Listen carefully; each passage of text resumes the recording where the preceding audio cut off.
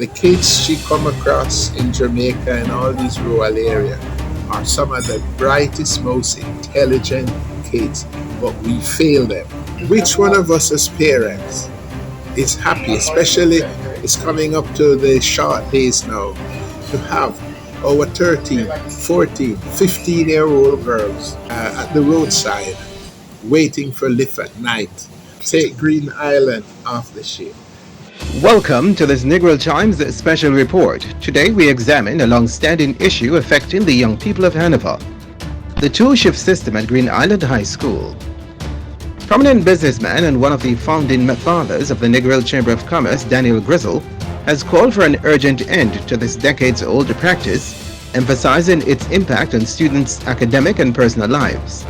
Green Island High School, established in 1969, has served the community of Industry Cove and the wider Hanover area for over 5 decades. Initially founded as one of Jamaica's 50 junior secondary schools, it was intended to increase educational access in line with Jamaica's push for universal education. However, by the late 1970s, the school's population swelled beyond its capacity, necessitating a two-shift system that persists to this day. The important thing is to get it shift off the system, because tell me something.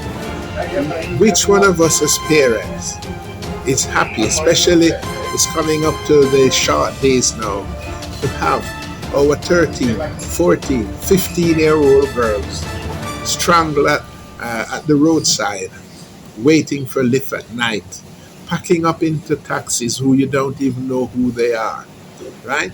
None of us would want our daughters to be out there. Why are we inflicting that? It spoils the whole social life of the kids. Take Green Island off the ship. Under the current system, students at Green Island High receive approximately 4 hours and 15 minutes of classroom instruction daily, significantly less than their counterparts at full-day schools, who often receive 5 to 6.5 hours.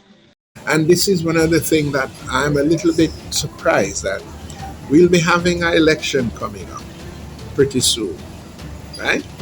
And there'll be a lot of talk about inflation, rightly. There will be crime, rightly. There will be lack of water, electricity, everything. And all those things are important. But the most important thing, the underpinning of all that, is education. And it will take absolutely maybe 10th place and the discussion that we'll be having. We must not just leave education to the parents. The business, the middle class, all of us has got to get involved and refuse to accept. We don't want to hear that, oh, well, Jamaica is doing X% of its gross income. It's not the percentage of the gross income that we are interested in. It's in supplying what is required. And if it needs to take 15%, let's ban our belly, invest the 15% in education. You know, I keep saying this. When we were in England as an immigrant in the late 50s, 60, there was the white worker, the black worker, and the Indian worker. The Indian worker get the least money. India was considered backward. You talk about misery, poverty. But what happened in India? They invest heavily in education. Today they're a first world. When the NCB was changing over to computerized industry, we had about 7 young Indians staying with us. They were the one going around this area, programming, setting up. And we always have long talk with them. And I says, you know, I mentioned exactly what I says. I was living in England, and that time India was looking at it backward, poverty stricken, all negative. Today, you're a first world, and I must give credit to the Indian government. And you know what the fella says to me? He says, hold on. The first set of people to get credit is not the Indian government, it's the Indian mothers.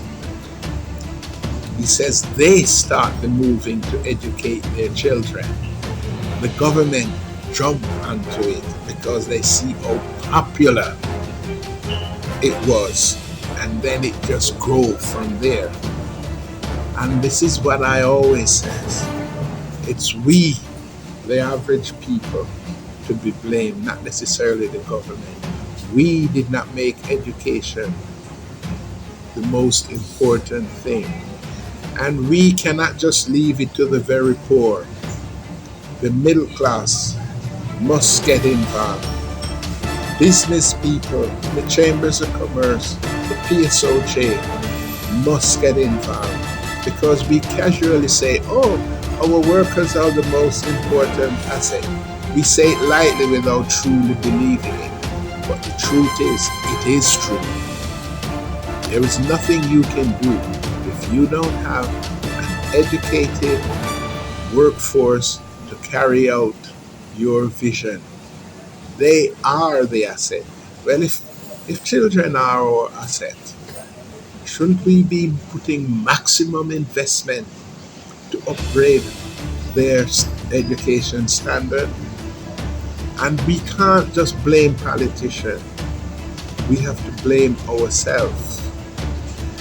You go into every little district, you see one or two or three prominent buildings, nicely decorated, ceiling fans, all the system.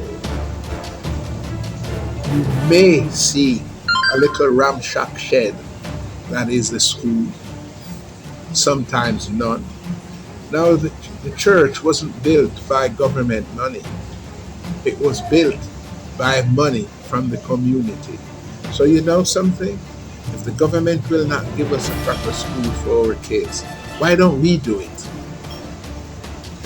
And shame the government, because government don't lead, they follow. They follow the trend, right?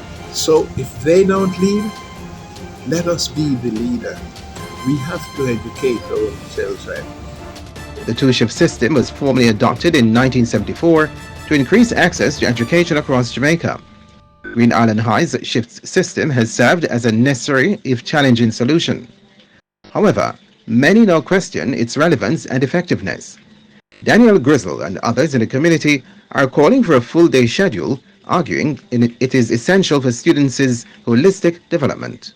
And you know, my wife was always on about helping kids. And as you know, she was French, and she always said, and she traveled a lot, she always says, the kids she come across in Jamaica and all these rural areas are some of the brightest, most intelligent kids, but we fail them. And that is why, since she died, we started, we're a small business, but we started this scholarship, right? From we first decided we're going to have a scholarship of $1 million a year. We went to the school and tell them, the nearby primary school, we want you to send us 4 kids, and this is the criteria of what they should be. We don't want any kid coming from a family who's earning over $2.5 million. They turn up, they send us 6 and say we should choose a 4. When we interview them, everyone was deserving of the assistant. There was none that wasn't deserving of it. So instead of we do 1 million, we wind up 1.2 million, and we wind up with 6 kids. For now, limited access to extracurricular activities is a reality for students at Green Island High. Advocates like Grizzle hope to see this change, allowing these young people to flourish academically and personally. The call for change has resonated across the community as Hanover seeks to balance historical constraints with the pressing educational needs of today. While Green Island High School continues to operate on a two-shift system, community voices are growing louder, demanding a change. Here at Negril Chimes, we will continue to follow this story and keep you updated on developments. Thank you for joining us for this special report.